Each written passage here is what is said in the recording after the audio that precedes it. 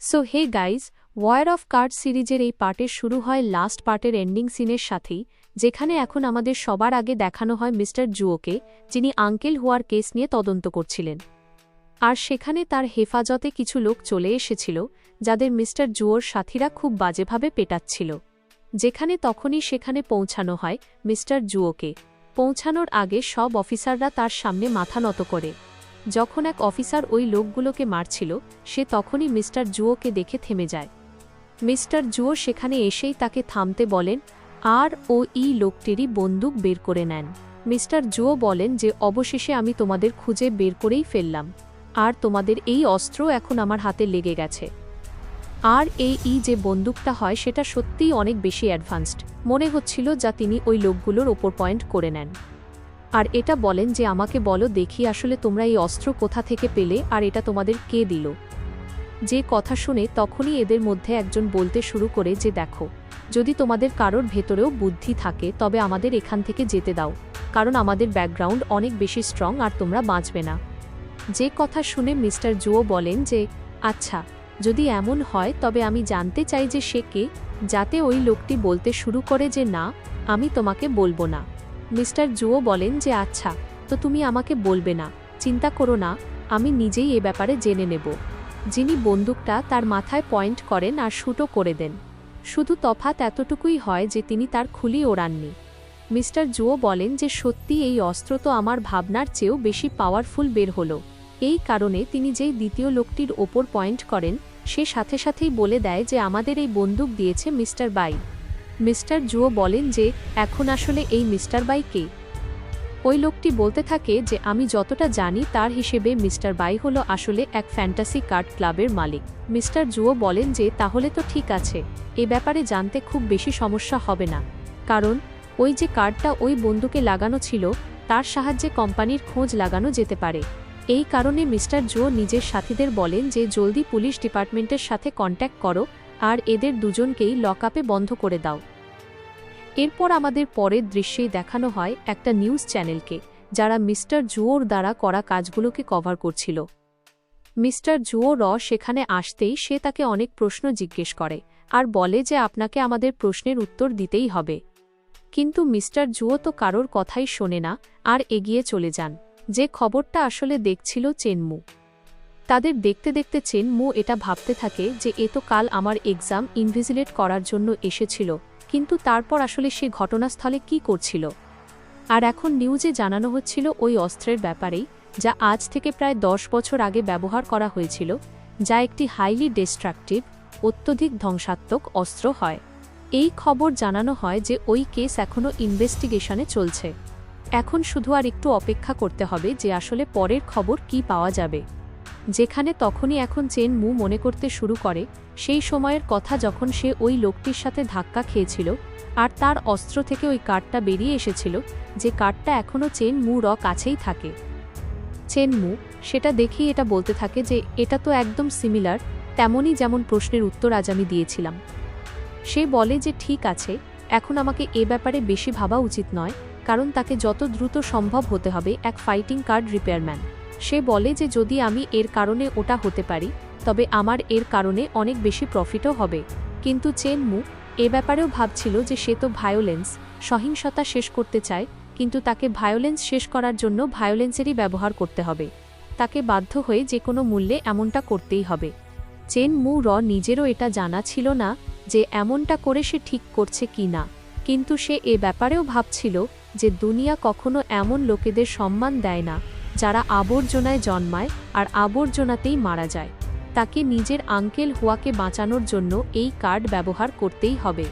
এই কারণে সে সাথে সাথেই নিজের কার্ড লাগায় আর পৌঁছে যায় হাইনারের কাছে তার থেকে সাহায্য নেওয়ার জন্য। সে চিৎকার করে হাইনারকে ডাকছিল যে একটি পিলারের কাছে দাঁড়িয়েছিল। হাইনার তাকে বলে যে এসেই যখন গেছো তো জলদি সিটে বসে পড়ো। সে চেনমু কাছে যায় আর তাকে বলে যে এসেই যখন গেছো তো এক গ্লাস জলও খেয়ে নাও। তো চেনমু জল খায় আর তাকে ধন্যবাদ জানিয়ে এটা বলতে থাকে যে আমি আসলে আপনার থেকে জানতে চাই ইলিগাল জ্যামিং ওয়েপন্সের ব্যাপারে, যাতে হাইনার সাথে সাথেই তাকে একটা স্ট্রাকচার বানিয়ে দেখায় যে তুমি কি এটার ব্যাপারে কথা বলছো।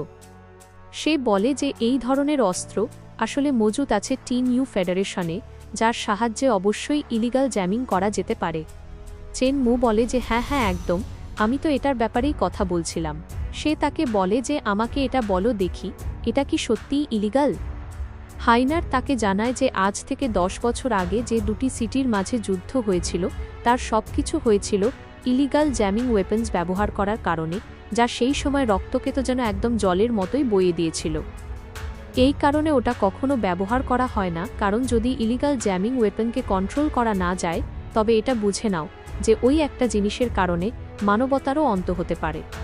হাইনার চেন মুকে বলে যে এখন তুমি আমাকে বলো যে আসলে তুমি এটার ব্যাপারে জানতেই বা কেন চাও, যাতে চেন মু একটু সাহস সঞ্চয় করে আর বলে যে আমি এই সব কিছু করছি আঙ্কেল হুয়ার অজন্য, কারণ এখন তিনি চলতে পারেন না আর পুরোপুরি অসহায় হয়ে পড়েছেন, যিনি ছোটবেলায় আমার সাহায্য করেছিলেন আর এখন আমার সময় এসে গেছে।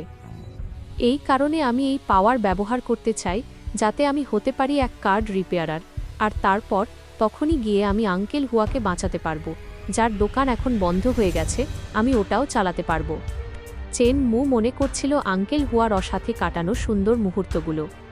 যে কথা শুনে হাইনার বলে যে হ্যাঁ, আমি তোমার অনুভূতিগুলো বুঝি, এই কারণে এখন তুমি আমার সাথে চলে এসো, কারণ এখন সে আবার চেন মুকে পাঠিয়ে দেয় সেই জায়গায় যেখানে এবার মজুদ থাকে শত শত সোর্ডফিশ। চেন মু বলে যে এবারের টাস্ক তো আমার গতবারের চেয়েও কয়েক গুণ বেশি কঠিন মনে হচ্ছে, আসলে আমি এটাকে কিভাবে পূরণ করতে পারবো? এমনকি এখন তো চেন মু হাত পা আঁকড়ে ধরেছিল সামুদ্রিক ঘাস, কিন্তু যখন চেন মু ওই ওয়ার্ল্ডে থেকে নিজের পাওয়ার ব্যবহার করছিল তখনই তার সিগন্যাল পেয়ে যায় মিস জারা, যাতে সে বুঝে যায় যে তার মানে ওই মিস্ট্রি কার্ড আবার ওপেন হয়ে গেছে আর নিজের পাওয়ার ব্যবহার করছে। আর সাথে সাথে তার যে পারসেপশন উপলব্ধি ক্ষমতা আছে সেটাও অনেক বেশি গ্লো করছিল, যারা বুঝে যায় যে এর মানে এটাই যে ওই কার্ড আমার আশেপাশেই আছে। কিন্তু সাথে সাথে আমরা তার পেছনে লুকিয়ে থাকা আরও একজন লোককে দেখতে পাই, যার কোম্পানিতে গিয়ে হামলা করেছিল যারা, আর সে সাথে সাথেই নিজের অ্যাটাক প্রিপেয়ার করে খুব দ্রুত গতিতে যারা দিকে এগোতে থাকে। যেই ওই লোকটিকে নিজের দিকে আসতে দেখে সে তখনই এখান থেকে পালাতে শুরু করে। যে জিনিস দেখে ওই লোক সাথে সাথেই নিজের বাওয়ান মেনশনের অ্যাসাসিনদের হত্যাকারীদের বলতে থাকে যে আমি ফাইনালি তাকে খুঁজে পেয়েছি, জলদি হামলা করার জন্য চলে এসো। যার ফলে এখন এখানে থ্রাস্টার্সের সাহায্যে উড়ন্ত কিছু অ্যাসাসিন চলে আসে, যারা সবাই এখন যারা ওপর হামলা করার জন্য তৈরি, যাদের নিজের সামনে দিয়ে নিচে পালাতে দেখা যায় যারাকে। এই সব লোক উড়তে উড়তে আসছিল আর যারা লাফাতে লাফাতে যাচ্ছিল বিল্ডিংগুলোর ওপর দিয়ে।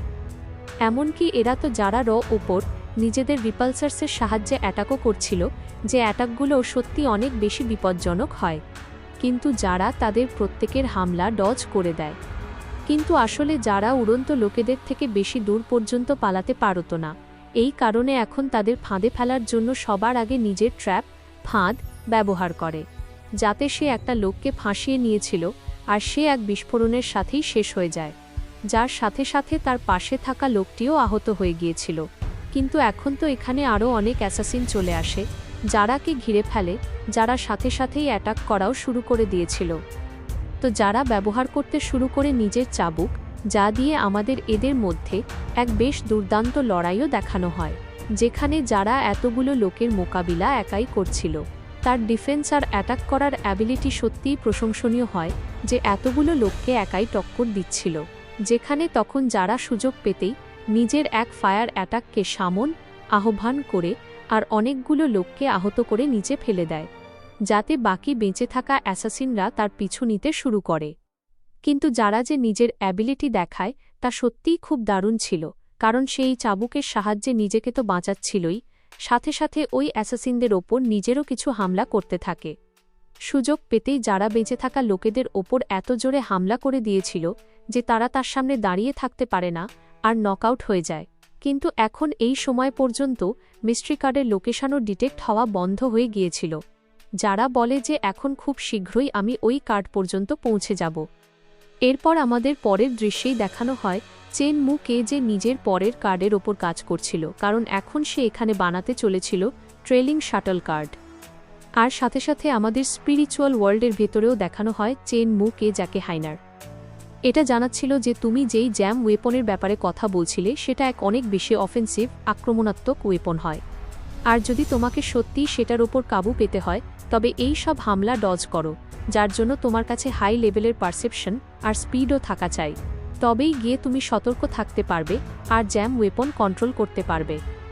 যার ফলে এখন চেনমু সাথে সাথেই নিজের বডিকে একদম শান্ত করে নেয়, কারণ এবার এখন চেনমু ব্যবহার করতে চলেছিল নিজের পারসেপশনকে। সে নিজের সামনে ভাসমান অনেক সোর্ড ফিশ দেখতে পায়, যাদের মাঝখান দিয়ে হয়ে পেরিয়ে যেতে থাকে চেনমু, আর সে পৌঁছে যায় হাইনার পর্যন্ত। হাইনার তাকে বলে যে ঠিক আছে, তুমি এই ট্রেনিংয়েও পাশ হয়ে গেলে, আর আমি দেখতে পেলাম যে হ্যাঁ, তোমার স্পিড আগের চেয়ে বেশি ইমপ্রুভ হয়ে গেছে। আর সাথে সাথে আমি দেখলাম যে তুমি নিজের পারসেপশনের লেভেলও বাড়িয়ে নিয়েছ। চেনমু বলে যে সত্যিই তোমার থেকে কোনো কিছু শেখা এটা অনেক বেশি কঠিন। হাইনার জানায় যে তুমি এখন যেই সোর্ড ফিশের সাথে ট্রেনিং করলে সেটা তোমার অ্যাবিলিটিসকে অনেক দূর পর্যন্ত ইমপ্রুভও করে দিয়েছে। আমি জানি যে তুমি হতে চাও এক ফাইটিং কার্ড রিপেয়ারম্যান। চেনমু তাকে বলতে থাকে যে আমি কি সত্যিই এক কার্ড রিপেয়ারম্যান হয়ে যাব। হাইনার চেনমুকে বলে যে হ্যাঁ, অবশ্যই তুমি এমনটা করতে পারো।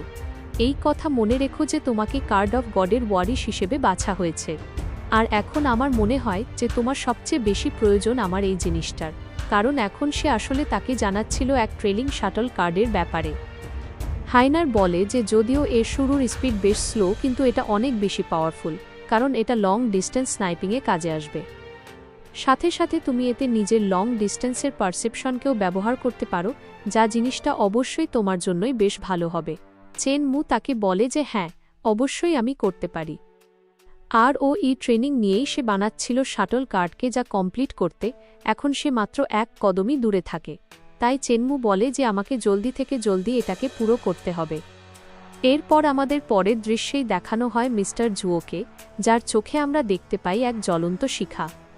আর আমাদের জানানো হয় যে আজ থেকে 10 বছর আগে রিসোর্সের জন্য ডং শেং অ্যাক্রোপলিসের জুও ফ্যামিলি এবং আমে সিটির নিং ফ্যামিলির মধ্যে রিসোর্সের জন্য যুদ্ধ হয়েছিল। আর এই যুদ্ধ কোনো ছোটোখাটো ছিল না, বরং এটা তো পুরো শতাব্দীকেই কাঁপিয়ে দিয়েছিল। আর এই যুদ্ধের ভেতর সবচেয়ে বেশি ব্যবহার করা হয়েছিল জ্যামিং ওয়েপন্সের, যার ফলে রক্তের তো যেন এখানে নদী বয়ে গিয়েছিল। ওই যুদ্ধের কারণে এই পৃথিবীকে অন্ধকার গ্রাস করে নিয়েছিল। যুদ্ধ শেষ হওয়ার পর নিং ফ্যামিলি ডং শেং সিটিকে পুরোপুরি ঘিরে নিয়েছিল।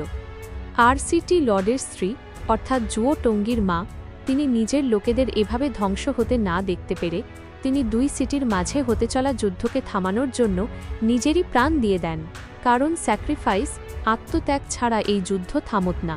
আর তাদের এই দাবি থাকে যে সিটিকে আবার বসানো হোক, যার আত্মার শান্তির জন্য আজ পর্যন্ত কখনো আবার জ্যামিং ওয়েপন ব্যবহার করা হয়নি। যা সব কিছু মনে পড়ে গিয়েছিল মিস্টার জুও টঙ্গির। তিনি নিজের ফ্যামিলি ফটো দেখেন, যেখানে হাঁটতে হাঁটতে চলে আসে তার ছোট বোন। আর সে বলে যে আমার মা দুই সিটিকেই বাঁচানোর জন্য নিজেরই প্রাণ স্যাক্রিফাইস করে দিয়েছিলেন। এই কারণে আমার পুরো বিশ্বাস আছে যে সিটির লোকেরা কখনো আমাদের মায়ের স্যাক্রিফাইস ভুলবে না। যে কথা শুনেই তখনই জুও টঙ্গি এটা জানাতে থাকেন যে কিন্তু তখনই হঠাৎ করেই সিটির ভেতর জ্যামিং ওয়েপনকে ব্যবহার হতে দেখা গেছে, যার ব্যাপারে আমাকে পুরোপুরি তদন্ত করতে হবে। সে বলে যে আমি নিজের মায়ের শেষ কথাগুলো কখনো ভুলব না, যিনি যুদ্ধ থামানোর জন্য নিজের প্রাণ দিয়ে দিয়েছিলেন। এই কারণে আমি এখন সিটির ভেতর আবার যুদ্ধ হতে দেব না, আর না আমি এই পৃথিবীকে ধ্বংস হতে দেব, যার আমি প্রোটেক্টর রক্ষক। আমি কসম খাচ্ছি যে আমি কখনো এমন হতে দেব না। আর এরই সাথে এই এপিসোডও এখানেই শেষ হয়ে যায়।